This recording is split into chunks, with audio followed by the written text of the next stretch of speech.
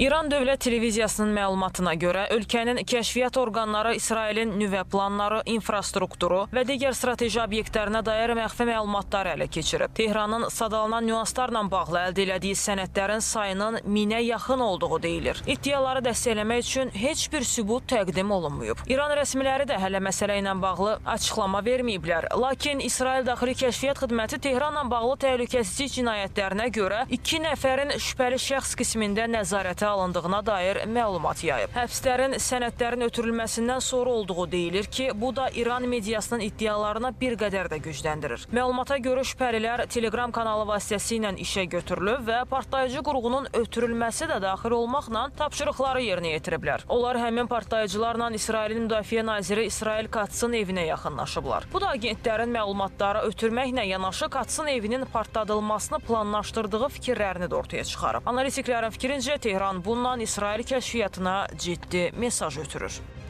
İranın İsrailə qarşı bu addımı ciddi strateji əhəmiyyət daşıyır. Çünki Təl-Əviv dünyada güclü kəşfiyyat orqanı ilə tanınan ölkələrdən biridir. İran isə buna rəğmən İsrailin məxfi məlumatlarını ələ keçirməyi bacarıb. Adətən bunun əksini görürdük. Lakin iddialara inansaq, İranın İsrailə həm bu istiqamətdə cavab verdiyini, həm də ölkə kəşfiyyatına ciddi zərbə vurduğunu deyə bilərik. İranın İsraildə casuslarının olması Təl-Əviv üçün ciddi problemlər yaradır. İddiaya görə bu şəxslər əvvəlcə məlumatların ötürülməsi, daha sonra isə sui-qəsd əməliyyatları üçün təlimatlandırılıblar. Bildirilir ki, həmin sui-qəsdlər İsrailin rəhbər şəxslərinə yönəlib. Bu da ölkə rəsmilərinin həyatını risk altına salır. Strateji məxfi məlumatların ötürülməsi Təl-Əvivin Tehrana qarşı əl-qolunu da bağlayır. Casusların yerləşdirilməsinin İsrailin İranın nüvə obyektlərinə zərbə indirmək ehtimalına qarşı qabaqlayıcı tədbir kimi həyata keçirildiyi düşünülür. Beləliklə, İsrail belə bir addıma hazırlaşdığı halda İran agentləri vasitəsilə bu barədə vaxtında məlumat əldə edə bilər. Bu yolla da Tehran həm Təl-Əvivin qarşısını ala biləcək, həm də Vaşinqtonun nüvə danışıqları ilə bağlı təhdidlərindən yayınacaq. Xatırladaq ki, Birləşmiş Ştatlar prezidenti Donald Trump bundan əvvəl İranla razılaşma olmayacağı təqdirdə İsrailin ölkədəki nüvə obyektlərini bombalayacağını deyib. Analitiklər hesab edirlər ki, Tehran bu yolla rəqiblərinə qarşı üstünlük qazana bilər.